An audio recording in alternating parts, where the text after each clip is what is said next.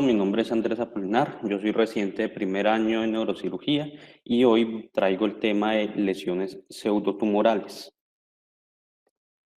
Entonces, para iniciar la definición, se definen como unas lesiones que son ocupantes de espacio, las cuales van a tener unas características clínicas, imagenológicas e histológicas que nos van a sugerir que estamos ante un tumor del sistema nervioso, pero que son secundarias a alguna enfermedad, principalmente desmielinizante, infecciosa o una anomalía vascular. De la epidemiología de los tumores del sistema nervioso, encontramos que de todos los tumores corresponden al 1.4% de los tumores van a ser de origen del sistema nervioso y el 2.6% van a ser causas de mortalidad de todos los tumores. Para Colombia, entre el año 2007 y 2011, se notificó una incidencia de 3.4 y de 2.5 por cada 100.000 hombres y mujeres respectivamente, y una mortalidad de 1.9 a 2.5 por cada 100.000, lo cual nos habla de la importancia que tiene esta enfermedad en nuestro medio y que adicionalmente, si vemos, pues tiene una alta tasa de mortalidad. En cuanto a las lesiones pseudotumorales, ¿qué podemos encontrar? Porque pues necesitamos siempre hacer el diagnóstico diferencial y no terminar tratando una lesión de este tipo como si fuera un tumor del sistema nervioso. Pues lo que encontramos son realmente informes de casos. Esos informes de casos entonces han encontrado de las lesiones pseudotumorales que tienen una incidencia de 4.3%, que 2/3 van a ser dados para los adultos y 1/3 para la población pediátrica. De esto, también podemos ver que la edad media ronda los 30 años y que tiene mayor prevalencia en las mujeres, con 1.5 mujeres por cada hombre. Llama la atención que la característica de una lesión única se encuentra en el 84.2% de los casos de lesiones pseudotumorales. Pero entonces, ¿dónde podemos localizar estas lesiones? El 67.4% de estas lesiones las vamos a encontrar cortical o supratentorial, más que todo, 67.4%, mientras que el 17.4% lo vamos a encontrar por causa infratentorial y el 15.2% a nivel medular. Si dividimos un poco esto más, vamos a ver que cerca de la mitad de las causas son córticos subcorticales o de la sustancia blanca, y la de mayor prevalencia va a ser a nivel cortical, que precisamente nos va a generar algún inconveniente porque precisamente las lesiones de origen metastásico es su sitio de preferencia en esta unión córtico-subcortical. Y a nivel de la sustancia blanca vamos a encontrar un 6.5%. Los otros lugares que podemos encontrar llaman la atención a nivel talámico o de los ganglios de la base, donde podemos encontrar el 8.7% de los casos. Y ya en las demás localizaciones, como es el segundo par, como es la parte celar o las cisternas y los ventrículos, lo podemos encontrar en menos del 5% de los casos. En cuanto a su etiología, podemos ver que hay diferentes tipos de etiología, lo han clasificado en 5 tipos. De la parte desmielinizante podemos ver la encefalomielitis diseminada aguda, que ronda el 10.5% de las causas.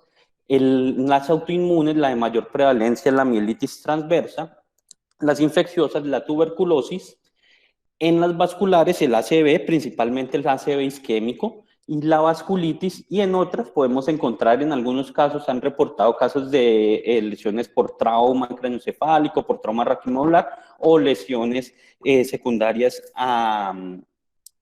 o lesiones que sean secundarias a alguna anomalía metabólica. En su clínica, el inconveniente que presentamos precisamente con estas enfermedades es que la clínica nos va a hablar como si estuviéramos, como cuando estamos frente a una masa ocupante de espacio, básicamente. ¿Por qué? Porque vamos a ver que lo principal va a ser la cefalea, los déficits motores y las convulsiones, que es la clínica que solemos encontrar cuando nos enfrentamos con una lesión tumoral. Ahora, toca tener en cuenta que de todas las causas, de todas las lesiones pseudotumorales, a nivel intracraniano exclusivo podemos encontrar el 81.6%. A nivel medular vamos a encontrar solo el 13.1% y en ambas localizaciones podemos encontrar solo el 5.3%. Lo cual nos va pues a confundir un poco más porque vamos a ver que las lesiones netamente intracranianas pues nos van a orientar hacia unos diagnósticos como el glioblastoma y esto más, ¿no es cierto? Entonces, si yo coloco esta imagen, lo primero que debemos preguntarnos ante esta imagen ¿es realmente un tumor o es que estamos frente a una lesión pseudotumoral? ¿Y qué elementos nos servirán para poder diferenciar esto? Ay, perdón.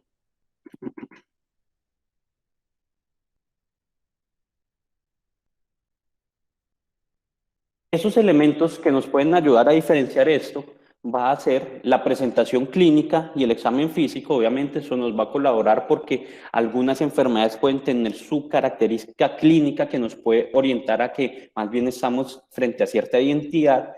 La epidemiología, básicamente porque dependiendo en el lugar en el que nos situemos, en el país, en la región donde estemos localizados, pues vamos a tener una mayor prevalencia o incidencia de alguna enfermedad en particular.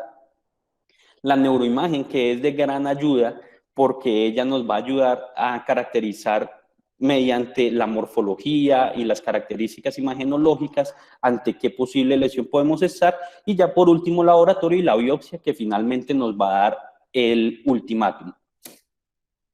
Para iniciar, entonces, vamos a seleccionar algunas enfermedades que nos parecieron más relevantes de presentar aquí. Vamos a iniciar por una lesión del mielinizante que tiene alguna frecuencia alta, que es la esclerosis múltiple. Esta se va a definir como una enfermedad idiopática inflamatoria del mielinizante del sistema nervioso, que va a tener unas causas multifactoriales que van a ser autoinmunes, ambientales y genéticas. Y precisamente esa parte genética tenemos que tenerla en cuenta porque el hecho de que tenga un familiar de primer grado de consanguinidad nos va a aumentar su incidencia de presentación. Ahora, el inconveniente de esto es que la patogénesis está desconocida, entonces esto nos limita un poco. Del todo, pues está desconocida, no se conoce completamente. En la parte epidemiológica de esta enfermedad vemos que es la segunda causa de discapacidad en adultos jóvenes luego del trauma, que se encuentra principalmente en las mujeres, siendo en oportunidades hasta el doble de los casos que en los hombres, y su presentación va a estar entre los 20 y los 45 años. Adicionalmente, si vemos en este mapa, podemos ver que precisamente las localizaciones, un segundo, las localizaciones que encontramos como alto riesgo, que encontramos en la parte azul, como es Norteamérica, la parte de Groenlandia, la parte de Europa, y las regiones de alta probabilidad, que vamos a encontrar ya la parte como de Rusia, una parte de Asia, ¿no es cierto? Entonces, todo nos va a ayudar para discernir un poco si estamos ante este diagnóstico también. Por otra parte, esta enfermedad se suele acompañar de algunas enfermedades que nos pueden orientar hacia que el paciente tiene una esclerosis múltiple, como va a ser la enfermedad inflamatoria intestinal, la uveitis y el pemfigoide. Y no olvidar siempre pues, el factor de riesgo que va a ser la asociación con enfermedades autoinmunes. En su clínica puede ser muy variada, sin embargo, las principales quejas van a ser la parte de debilidad, entumecimiento, hormigueo, pero los pacientes se suelen quejar por alteración de los esfínteres, por déficit de memoria, por alteraciones de la fuerza y por compromiso de pares craneanos o de los nervios espinales. Sus formas de presentación pueden ser muy variadas, podemos encontrar por ejemplo una neuritis óptica, una mielitis transversa, una ataxia. Sin embargo, hay que tener en cuenta que de la presentación lo más frecuente va a ser la pérdida sensitiva, la neuritis óptica, la debilidad y las parestesias. A pesar de que tenemos esa clínica que puede ayudarnos a orientarnos, estos pacientes se pueden llegar a presentar con una clínica pseudotumoral. Y esa clínica pseudotumoral, si vemos aquí en la filmina, precisamente es muy similar a la clínica que podemos presentar en un paciente con una lesión tumoral, como es una cefalea persistente, alteraciones cognitivas, déficit motores, déficit visual y convulsiones. Ahora, podemos tener varias variantes, como es la enfermedad maligna o de Marburg, la de Schilder, la de Vallot, que precisamente van a ser las que nos van a hacer sospechar más en una lesión pseudotumoral, como vamos a ver más adelante. Entonces, ahora la pregunta va a ser, ¿estamos frente a una esclerosis múltiple o estamos frente a un tumor? Para esto, necesitamos saber que las lesiones de la esclerosis múltiple se dividen en típicas y en atípicas. Las típicas, pues, pueden llegar a ser un poco más sencillas para nosotros, no nos van a generar tanta incertidumbre diagnóstica, pues son lesiones ovoides con un diámetro menor de 0.6, con una característica que van a ser periventriculares, mientras que las atípicas van a tener un tamaño inusual, una morfología inusual, un patrón de realce también atípico, que nos van a hacer sospechar más en una lesión tumoral. Tenemos que tener en cuenta, y esto es una de las características principales de esta enfermedad, es que el drenaje venoso que aquí periventricular, que sea por estas vénulas, es el sitio que suele afectar más esta enfermedad y genera estas placas aquí perivenulares que se han denominado los dedos de Dawson, como vemos en la parte aquí señalada en amarillo en esta resonancia, en este flare. Ahora, para podernos orientar un poco más, tenemos que saber que estas enfermedades en el 2008, mediante el doctor Siwan, fueron divididas, estas lesiones atípicas, en 5 tipos. El megaquístico, el Vallot, el infiltrativo, el similar al anillo y las no clasificables. Tener en cuenta que precisamente las que más más nos podemos llegar a enfrentar son las lesiones que tienen captación en anillo. Y si revisamos ese otro estudio en el cual ellos analizaron cuáles son las lesiones pseudotumorales que se nos van a presentar con más frecuencia en la esclerosis, precisamente ellos encontraron, como vemos aquí resaltado en rojo, todas estas que son captaciones en anillo, que fue prácticamente la mitad de los pacientes llegaron a presentar este tipo de captación. Y por segunda instancia encontramos las lesiones difusas. Sin embargo, una de las características que nos van a ayudar en la parte clínica van a ser la presencia de bandas oligoclonales de IgG. La positividad de estas, que ya vamos a ver más adelante, que ronda como el 16 al 60%, nos puede ayudar a orientar en que estamos frente a una esclerosis múltiple y no frente a un tipo de tumor. Vamos a ir describiendo entonces cada uno de este tipo de lesiones. Aquí tenemos una lesión megaquística. Podemos ver en la primera imagen, en el flare vemos una hipointensidad que está rodeada por un anillo hiperintenso y que adicionalmente en su periferia tiene otra parte hiperintensa que la vemos señalada con la línea blanca, que corresponde como una zona de edema.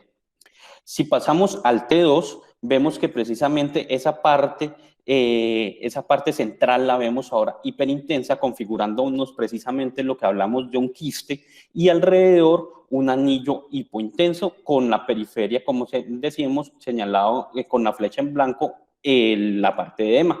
Como les esquematizo en esta parte precisamente, tenemos la parte central quística, una lesión como en anillo, y en su periferia o una partecita como de edema.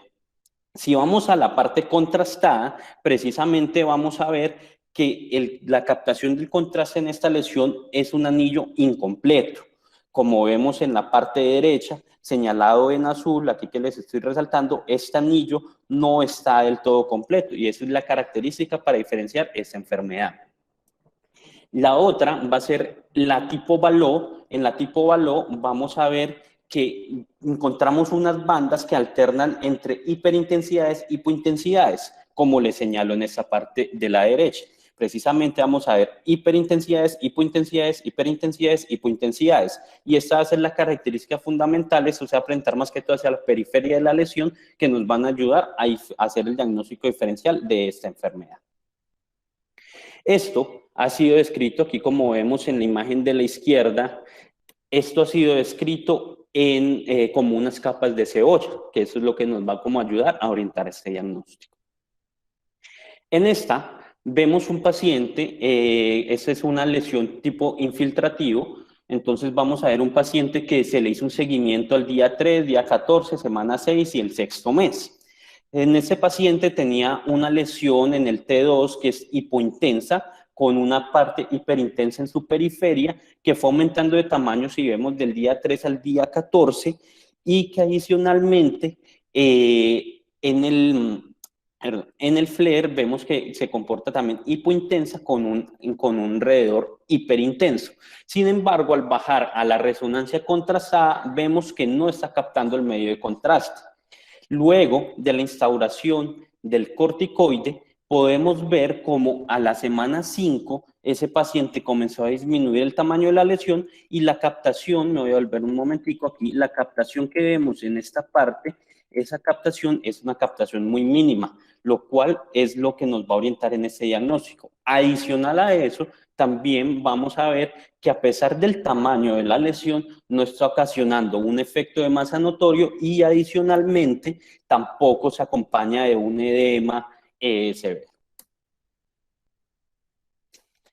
La siguiente va a ser la lesión en anillo. En esta lesión en anillo, entonces vemos en este FLAIR una hiperintensidad que está periventricular, ¿no es cierto? Que al mirarla en la T2 vemos esa hiperintensidad rodeada por otro anillo hiperintenso ligeramente menor a su región central y que capta ávidamente el medio de contraste. El mismo paciente en una visión un poco más superior, en corte más superior, vemos que esa lesión también se comporta aquí hiperintensa en el FLAIR, hiperintensa en el T2 y tiene una captación en anillo. Esto nos haría de pronto sospechar en que estamos de pronto frente a una metástasis por tantas lesiones que tiene ese paciente. Sin embargo, lo que nos va a ayudar a orientar en esta es que no tenemos el efecto de masa, que adicionalmente son muy periventriculares y que por otra parte no tienen un edema marcado.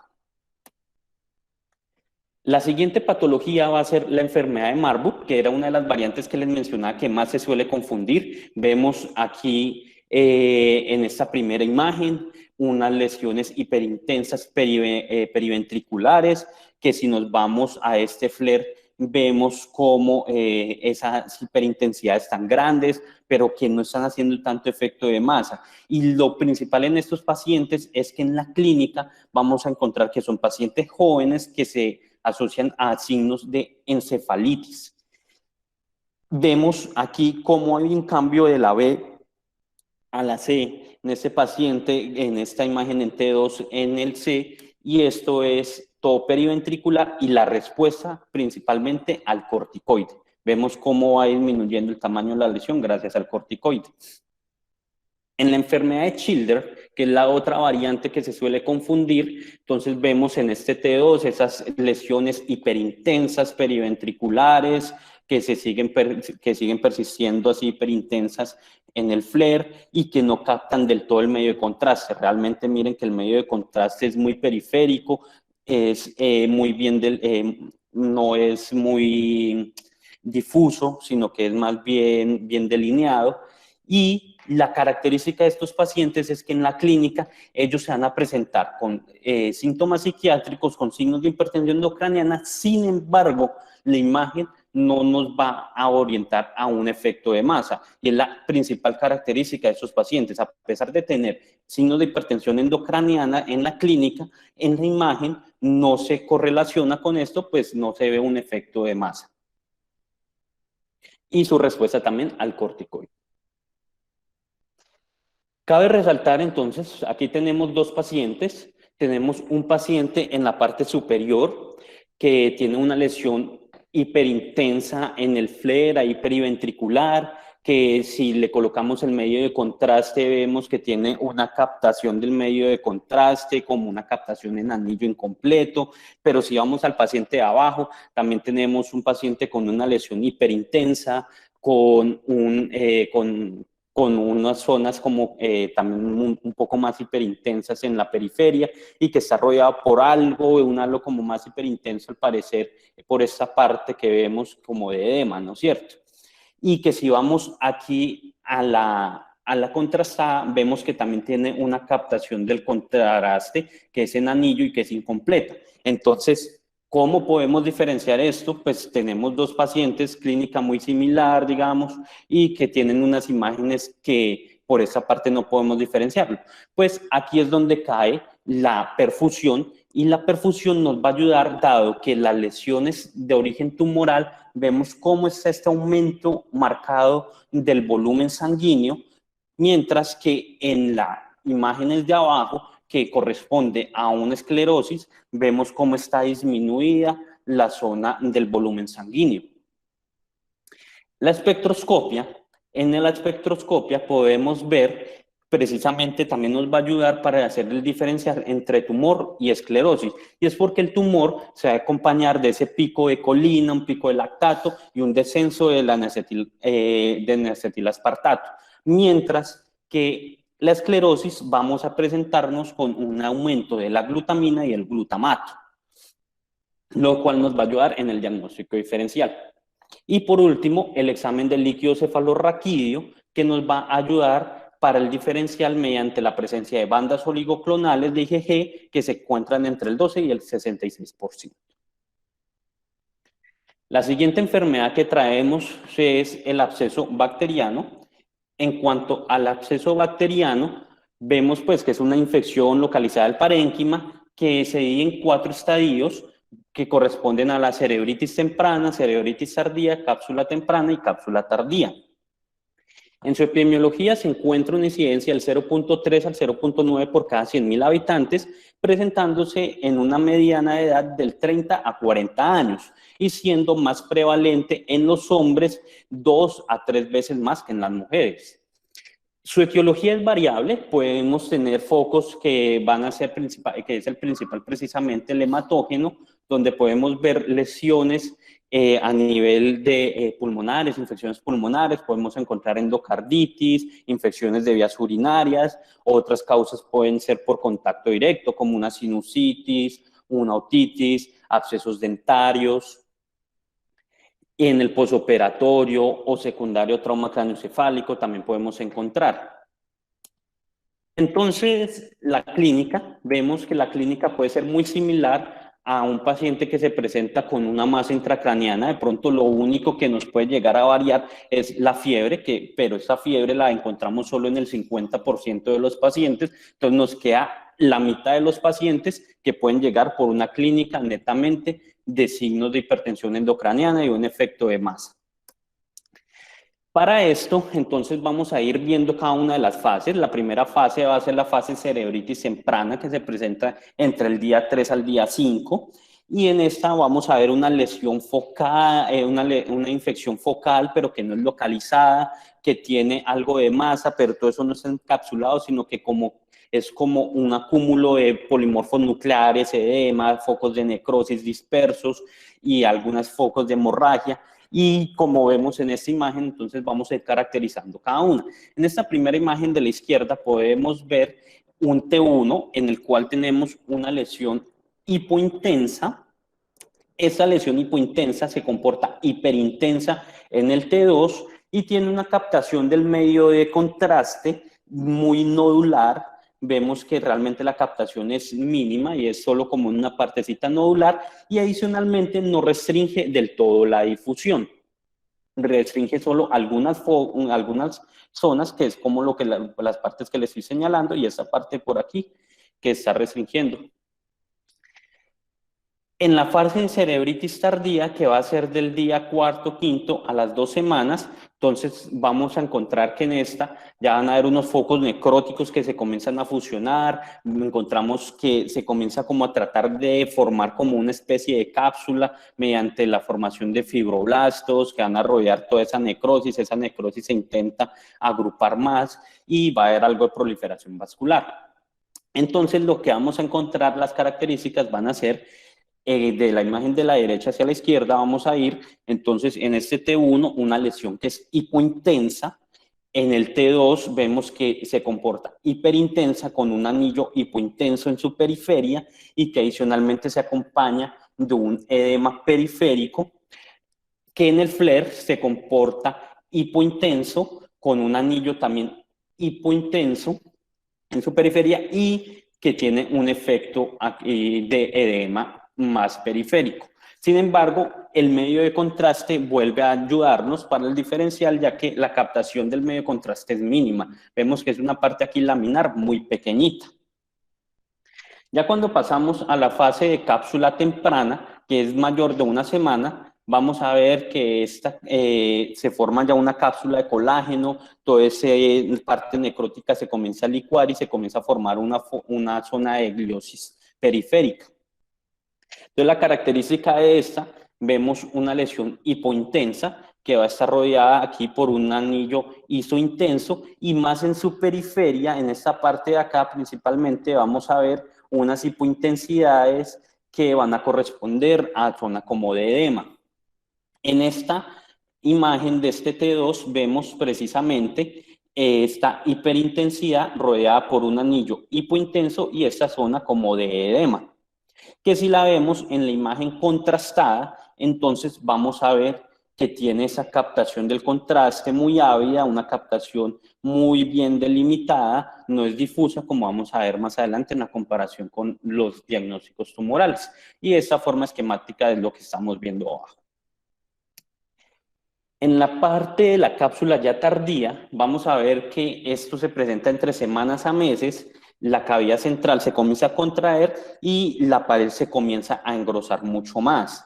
Entonces vemos esta imagen donde vamos a tener de izquierda a derecha, aquí en este T2, una lesión que es hiperintensa, rodeada por ese anillo hipointenso y por una zona grande de edema. Vemos que ya el edema comienza incluso a aumentar. En este FLAIR vamos a ver que está esa lesión todavía hiperintensa con un anillo hipointenso y con una periferia que es mucho más hiperintensa correspondiendo a la parte de edema. Y en la fase contrastada, en la parte contrastada, vemos que ese anillo ya es mucho más grueso, es un anillo bastante engrosado y la característica principal que vamos a ver en esta enfermedad que va a ser la restricción a la difusión. Vemos que es una restricción completa a la difusión, que es lo que les muestro aquí esquemáticamente en estos colores. Cabe resaltar, y esto nos va a ayudar incluso para el diagnóstico diferencial, la susceptibilidad que los abscesos de origen piógeno pueden formar unas lesiones que son como en diana. Y es que van a tener un centro hiperintenso y vemos que está rodeado por un anillo hipointenso, por otro anillo después hiperintenso y después otro anillo hipointenso, como esto les dibujo aquí, más o menos. Y eso nos va a representar como un signo de diana, característico de los abscesos de origen piógeno. Entonces vamos a comenzar a hacer el diagnóstico diferencial precisamente con las enfermedades tipo, en este caso, el glioblastoma. Entonces vemos aquí vamos a tener en la izquierda el glioblastoma y en la derecha la parte del absceso. Vamos a comenzar. Entonces, la captación del contraste, vemos que el glioblastoma tiene una captación difusa, el medio de contraste es todo como engrosado en partes, mientras que en el absceso, en esta fase que estamos en cerebritis, pues lo que encontramos es algo por aquí como de realce del leptomeningio y eso, pero no encontramos en el foco de la lesión como tal una captación de contraste. Ya cuando pasamos a la fase de las cápsulas, sí vamos a ver que tiene una captación del contraste, pero podemos ver la diferencia que hay con el glioblastoma. Es una diferencia marcada, el absceso es muy bien delimitado, mientras que el glioblastoma es muy difuso. Aquí vemos otra imagen del glioblastoma, precisamente es una captación del contraste muy difusa. La otra que nos va a colaborar para el diferencial va a ser precisamente la difusión. Vemos que la difusión en el glioblastoma tiene algunos focos que restringen y otros que no restringen. Y el absceso sí restringe completamente la difusión, que es la característica fundamental de esto. Adicional a ello, vamos a ver en las secuencias de perfusión, podemos encontrar algo de la periferia, como vemos aquí abajo, del el volumen sanguíneo aumentado en el glioblastoma, mientras que si nos pasamos para el absceso, vemos que está disminuido en su totalidad el volumen sanguíneo en el foco donde está la lesión. Y por otra parte vamos a encontrar la espectroscopia. La espectroscopia nos va a mostrar, en el caso del glioblastoma, ese pico de colina y ese descenso del N-acetilaspartato, mientras que el absceso, lo llamativo va a ser ese pico del lactato con ese aumento del succinato, acetato y el aminoácido. ¿Y esto por qué? Básicamente por unas enzimas proteolíticas de los neutrófilos que nos van a dar este hallazgo de los aminoácidos, y por otra parte la fermentación bacteriana que nos va a ayudar a la aparición del lactato, acetato y succinato. Esas son las características fundamentales para poder diferenciar estas dos enfermedades. Aquí vemos, pues ya podríamos saber a qué corresponde a un absceso y qué corresponde a un glioblastoma. Ahora, en el diagnóstico diferencial de la metástasis versus el absceso, una de las características pues, de la metástasis es sus lesiones múltiples. Sin embargo, en ocasiones podemos encontrar una lesión única en la metástasis, y vamos a comenzar igual. Entonces, la captación del contraste vemos que es más similar a la del absceso. Adicionalmente, la localización también es córtico-subcortical. Vemos que se acompaña de bastante edema, lo cual no nos ayuda como tal en el diagnóstico diferencial. Aquí vemos la lesión de similares características. Todavía no tenemos algo para diferenciarla en sí.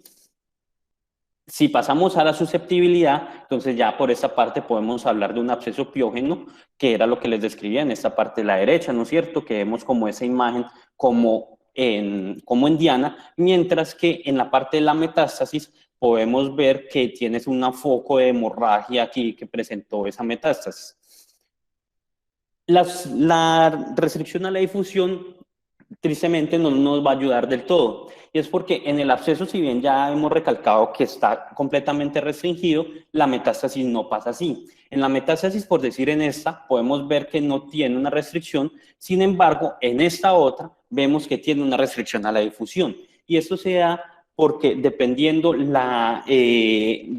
tipo de tumor puede restringir más o menos a la difusión. Entonces, lo que se ha encontrado es que las que más suelen restringir a la difusión son los que son secundarios a un adenocarcinoma o que tienen focos hemorrágicos. Por otra parte, vamos a tener las secuencias del volumen sanguíneo, y ese volumen sanguíneo vamos a ver cómo está aumentado el volumen en el caso de la metástasis, mientras que en el caso del absceso vemos esa disminución del volumen sanguíneo. Entonces ya con esto tenemos los pasos para poder hacer el diferencial de las lesiones tumorales versus el absceso. Ahora, en la parte infecciosa de la tuberculosis, que era el otro que teníamos, vemos entonces que hacer una infección granulomatosa por Mycobacterium tuberculosis, que se puede localizar a nivel de las meninges, el parénquima, ¿no es cierto? En la parte epidemiológica, en el sistema nervioso central podemos encontrarla, que 10% de los casos de tuberculosis se pueden alojar a nivel del sistema nervioso central, y tiene una incidencia de 10 millones, tuvo una incidencia cercana a 10 millones en el 2015 y una mortalidad de 2 millones de personas año, localizándose precisamente en las edades entre 25 y 44 años en cerca de la mitad de los casos, sin tener una predilección por alguno de los sexos. Y precisamente la enfermedad o la variante de este tuberculosis que más nos va a generar de pronto un problema es el tuberculoma, que se va a presentar como una lesión ocupante de espacio por ese incremento de la presión intracraneana y la presencia del papiledema, que adicional a eso se puede presentar con signos meningios. Entonces, en el tuberculoma, en la tuberculosis, podemos encontrar a nivel parenquimatoso el tuberculoma o un absceso. Y esto lo que nos va a ayudar en esta parte, podemos verla como el tuberculoma como casificante o no casificante, y en el no casificante las características van a ser que vamos a tener un T1 hipointenso con un T2 hiperintenso y que va a tener un realce nodular. Ese realce nodular va a ser el que nos va a ayudar a hacer el diagnóstico diferencial. Sin embargo, se nos presenta el inconveniente con el tuberculoma casificante. Y es básicamente porque si bien en el T1 se comporta similar la lesión, con una hipointensidad, en el T2 puede ser variable. Este T2 puede ser tanto hiper como hipointenso.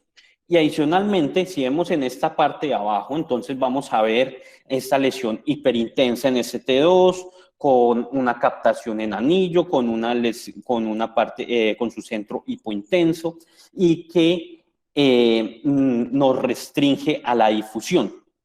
Por esa parte, pues nos va a generar un inconveniente, dado que esta lesión calcificante también se puede presentar con una hipointensidad en T2, una hipointensidad en T1 con un anillo periférico hiperintenso y no restringirnos del todo la difusión. Entonces la imagen puede ser muy variable en el caso del tuberculoma, lo cual nos puede hacer que el diagnóstico nos sea un poco más difícil.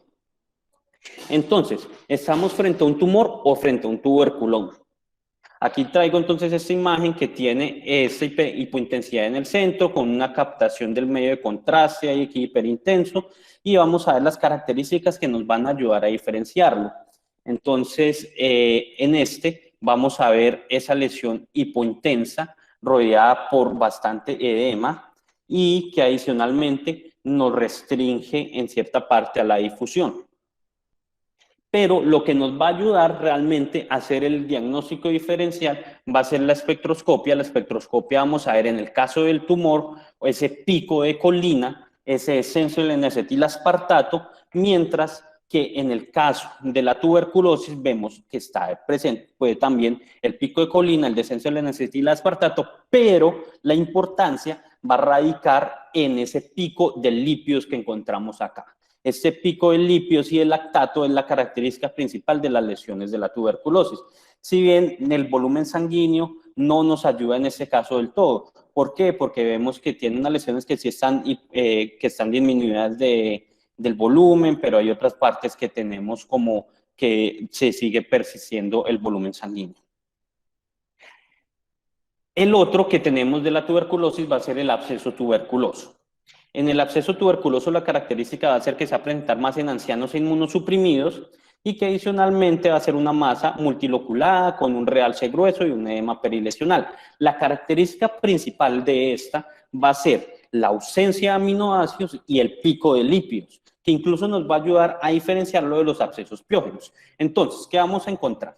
En el absceso de tuberculosis vemos en este T2 una lesión hiperintensa con un anillo hipointenso, con edema en su periferia, que adicionalmente en el FLAIR vemos que se comporta similar a un absceso bacteriano precisamente. Vemos aquí esa lesión hipointensa con el edema periférico y que nos restringe muy bien la difusión y que adicionalmente nos capta el medio de contraste similar a un absceso. Vemos aquí en la disminución de la perfusión del volumen sanguíneo y la característica principal que va a ser la espectroscopia, que no vemos esos picos de aminoácidos, esos picos de succinato que nos orientan hacia el absceso del otro origen. Entonces aquí tenemos, para orientarnos un poco, un paciente en la parte A, otro en la B y otro en la C. Controlamos en la parte A este paciente que tiene una lesión que capta el medio de contraste en anillo, que adicionalmente en el T2 vemos que es hiperintensa, con un anillo hipointenso, con edema en su periferia y que restringe la difusión. En el caso B vemos una lesión de similares características al paciente A, sin embargo en el caso C vemos que el paciente tiene una lesión que es hipointensa en su centro, con una hiperintensidad en su periferia, que en el T2 se comporta hipointenso y que no nos restringe la difusión. En este caso, entonces ya sabemos que en ese paciente podemos estar hablando de un tuberculoma. El diferencial va a quedar en estos dos, que lo que les mencionaba nos van a ayudar el pico de succinato en este caso, el pico de acetato y el pico de aminoácidos, que no lo tiene la tuberculosis, pero sí el absceso piógeno. La siguiente enfermedad que vamos a ver es el stroke, el ACV isquémico, y principalmente pues tenemos las causas todo que solemos conocer, causas comunes como accidente trombótico, embólico, y causas inusuales que pueden presentarse como un PRES o un síndrome de vasoconstricción reversible.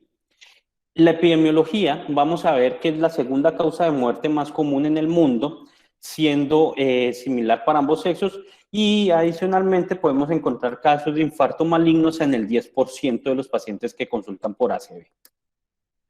La que no nos va a generar un inconveniente va a ser la fase subaguda, que se va a presentar entre el día 1 y la segunda semana, y es que vemos en esta difusión que tiene unas zonas de restricción a la difusión, que adicionalmente tiene, es una lesión hiperintensa en este FLAIR y que tiene, es hipointensa en esa T1 contrastada con unas zonas de captación del contraste. La característica principal va a ser la diferenciación del edema citotóxico y el edema vasogénico, dado que sabemos que el ácido isquémico tiene edema citotóxico y ese edema citotóxico nos contribuye a que en la difusión veamos zonas de restricción a la difusión, que no vamos a ver en el edema vasogénico, ya que este no restringe la difusión.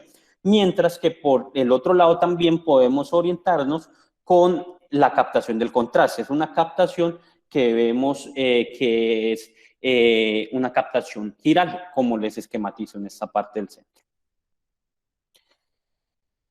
Estas imágenes, a pesar de que pensaríamos que nos pueden llegar a orientar, eso nos sirve es para saber si podemos llegar a trombolisis o no el paciente, pero no nos van a ayudar a orientarnos entre el ACV en fase subaguda de una lesión tumoral.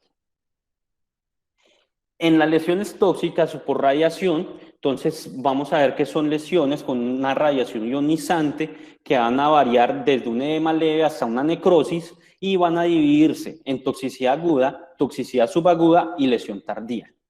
En su epidemiología vamos a ver que tienen efectos agudos, la que es aguda va a ser rara y suele ser asintomática y se maneja fraccionando la dosis. En la retardada temprana es la que vamos a encontrarnos con la pseudoprogresión. Y esta va a ser precisamente la lesión más común que vamos a encontrar, va a tener una incidencia del 9 al 30% y adicionalmente los síntomas pueden cursar con síntomas de progresión temprana el 57% o de pseudoprogresión en el 34%.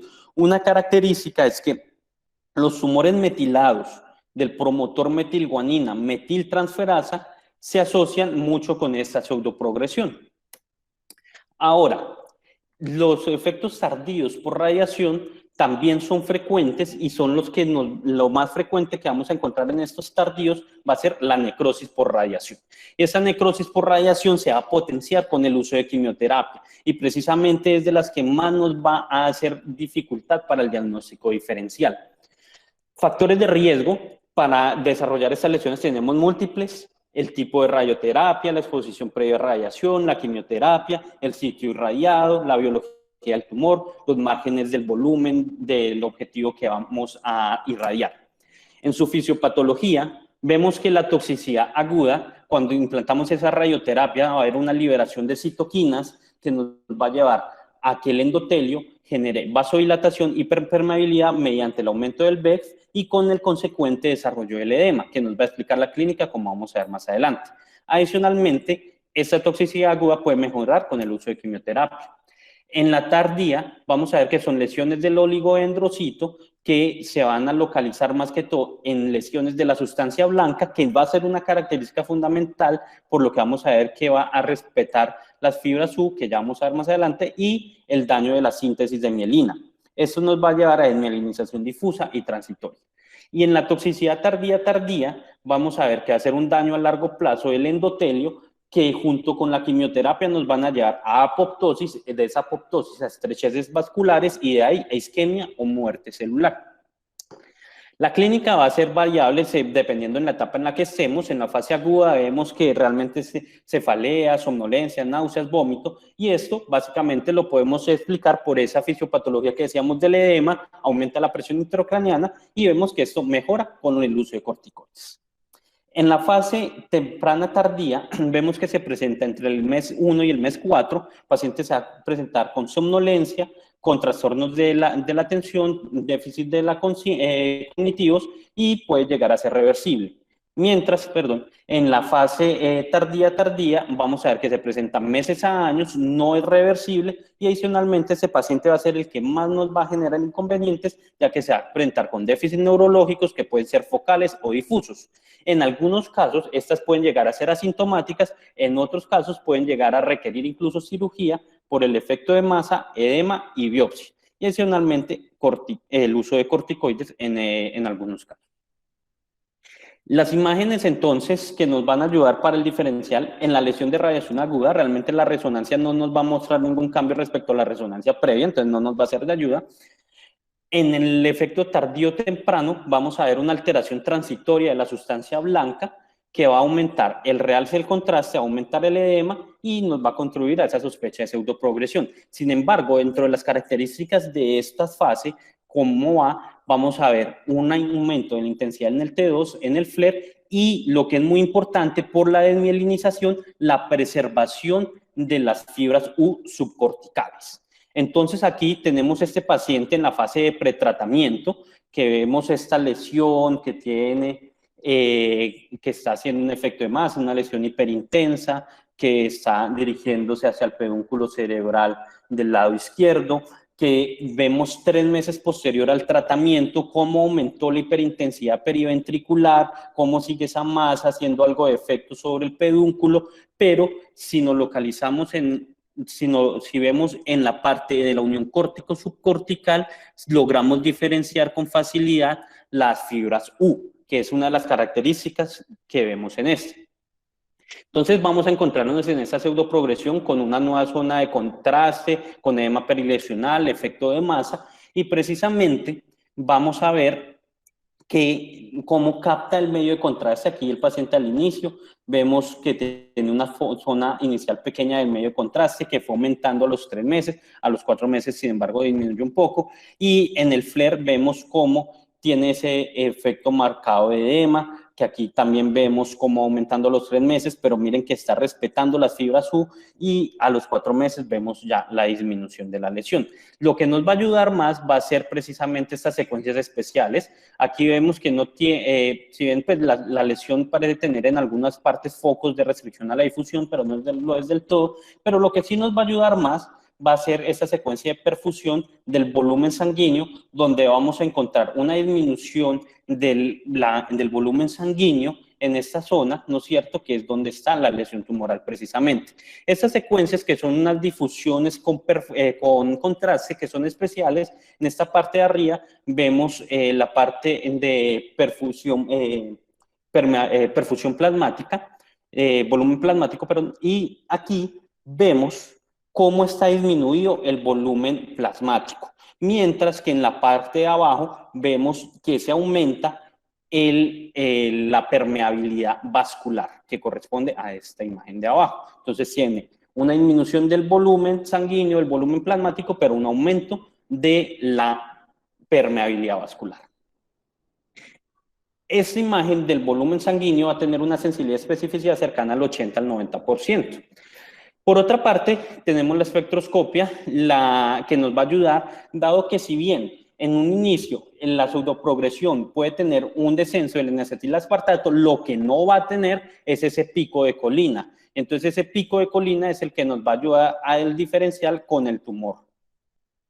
Por último, vamos a tener la necrosis por radiación, que puede ser algo variable en la lesión. Podemos encontrar en el T2 incluso lesiones que pueden ser hipointensas, con otras partes hiperintensas, ¿no es cierto? Que vemos cómo capta el medio de contraste, que la susceptibilidad tiene algunos focos de sangrado. Sin embargo, vemos que en el volumen sanguíneo está disminuido la parte del volumen sanguíneo y adicionalmente esta secuencia que va a corresponder a la permeabilidad vascular, vemos cómo está incrementada la permeabilidad vascular. Por otra parte, vamos a ver el pico de lípidos, mientras que no tiene un ascenso de la colina, pero sí un pico de lípidos. Por último, vamos a tener el PET con aminoácidos radiomarcados, que nos va a dar una sensibilidad del 75 al 95% para esto, y la característica fundamental es que en la radionecrosis no se va a dar captación de este aminoácido radiomarcado, lo cual nos ayudar para el diagnóstico diferencial. Muchas gracias.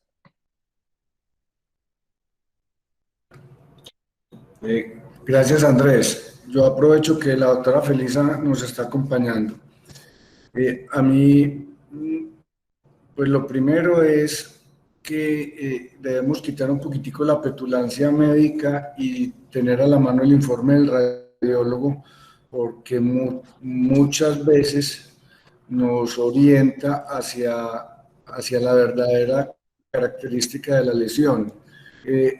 A mí lo que más me preocupa es confundirse uno con una esclerosis múltiple y terminar haciendo una resección de una esclerosis múltiple, porque eso sí es una metida de pata muy grande, y no tanto las otras lesiones, porque el tuberculoma lo podemos operar, el absceso lo podemos operar, inclusive la radionecrosis en algunos momentos se puede operar. Yo quisiera oír el concepto de la doctora Felisa, sobre todo en estas lesiones de encefalomielitis aguda diseminada y esclerosis múltiple, si desde el punto de vista de radiología tienen alguna certeza de que no se trata de un tumor. Hola doctor, hola a todos. A ver, como ustedes vieron, la charla pues estuvo excelente. Felicitaciones al doctor Andrés Apolinar. Como ustedes vieron, estos temas son supremamente complejos. Todas estas lesiones son muy complejas y necesitamos, desde el punto de vista radiológico, utilizar todas las herramientas que tenemos. Entonces, en todos estos pacientes vamos a hacer perfusión, difusión, vamos a hacer espectroscopía y vamos a usar todas las herramientas. Cada vez tenemos nuevas secuencias, cada vez hay nuevas... el mundo está trabajando pues muy activamente en nuevas secuencias de resonancia que nos ayuden a mejorar nuestros diagnósticos. Nosotros estamos conscientes, y yo le digo siempre a los residentes que los radiólogos somos una ayuda diagnóstica y que el diagnóstico definitivo pues no lo damos nosotros, lo dará el patólogo, pero sí tratamos de acercarnos lo más que se pueda. En cuanto a la enfermedad desmielinizante, es muy importante ver el contexto de todo el cerebro y no coger una lesión única. Cuando estamos frente a una neuromielitis óptica o una esclerosis múltiple, es muy raro que el paciente tenga una única lesión. Entonces siempre evaluamos muy bien las otras lesiones, que tenga otras lesiones periventriculares, y el análisis pues de la lesión pseudotumoral. Estoy de acuerdo con el doctor González en que esas lesiones pseudotumorales desmielinizantes son complejas y no me parece tan grave que ustedes la operen. Me parece más grave que para el patólogo es muy difícil diagnosticar una enfermedad desmielinizante, porque ellos siempre ven gemistocitos y células espumosas, y hemos tenido 2 casos recientes aquí en el hospital donde el paciente llega a radioterapia y lo que tenía era una enfermedad desmielinizante, y para el patólogo es supremamente complejo hacer ese diagnóstico. De hecho, en los 2 casos que tenemos, el reporte de patología dice no se descarta glioma de bajo grado. Entonces, en estos casos lo que hemos hecho es hacer IDH para tratar de aclarar. Entonces, ustedes lo operan, bueno, no creo que sea tan grave la parte de la cirugía, pero el diagnóstico final patológico sí es bastante complicado. Entonces, digamos que pues todas estas lesiones pseudotumorales son muy complejas. Nosotros tenemos muchas herramientas desde el punto de vista radiológico, tratamos de usarlas todas, tratamos de hacer lo mejor posible, pero como usted dice y nosotros decimos también, esto es un trabajo multidisciplinario, todos tenemos que trabajar en equipo porque si no, no beneficiamos a nuestros pacientes. Felisa, la historia que tú cuentas, yo la viví personalmente. Un compañero mío de la universidad que estudió otra especialidad, tuvo unas crisis uncinadas y se le hizo una resonancia y la lesión parecía un glioblastoma. Él fue operado, el patólogo lo oyó como glioblastoma, recibió radioterapia, después la lesión volvió a crecer y lo volvieron a irradiar, y resulta que curiosamente mi compañero nunca se murió y todavía está vivo, pero como consecuencia de la radioterapia, quedó con un retardo mental y quedó pues con el cerebro completamente dañado. Años después de la segunda radioterapia revisaron la patología en Estados Unidos y no era un glioblastoma, sino que era una enfermedad de estas, un pseudotumor. Entonces, realmente es muy difícil y esta historia, pues que aparentemente es rara, yo creo que pasa más veces de la que nosotros creemos. De acuerdo, en el último paciente que tuvimos de acá del hospital, él llegó remitido para radioterapia. El informe patológico no concluyó y finalmente lo que hicimos con él fue hacer un PET tirosina. De pronto no están muy familiarizados ustedes con él, pero es una nueva técnica de PET donde evaluamos el metabolismo de los aminoácidos. Es muy interesante porque la tirosina no es captada por el cerebro normal, solamente lo captan las células tumorales.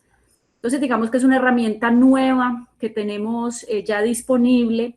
Cuando tengan duda de una lesión tumoral o pseudotumoral, es una buena opción hacer un PET tirosina. No nos ayuda ahí el PET FDG, porque si es inflamatoria, infecciosa, desmielinizante o tumoral, el FDG va a captar. Pero el PET tirosina sí es una buena opción, ya está disponible en la ciudad porque solo lo captan las células tumorales. Entonces, como para tener en cuenta ahí. Gracias, Felisa. ¿Alguien tiene algún otro comentario?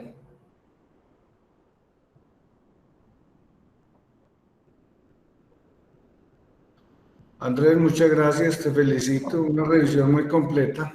¿Alguien iba a hablar? Muchas gracias, profe. Ok. Yo creo que ya lo podemos graduar de neuroradiólogo. Habló una hora de signos radiológicos en todas las enfermedades posibles. Quedaste graduado, Andrés. Muchas gracias, profe. Doctora Felisa, muchas gracias. No A ustedes. se nos pierda tanto. No, invíteme, mándeme el link. Bueno. Pues cuando no sea muy quirúrgica la cosa. Gracias. Chao. Hasta luego. Hasta luego, gracias.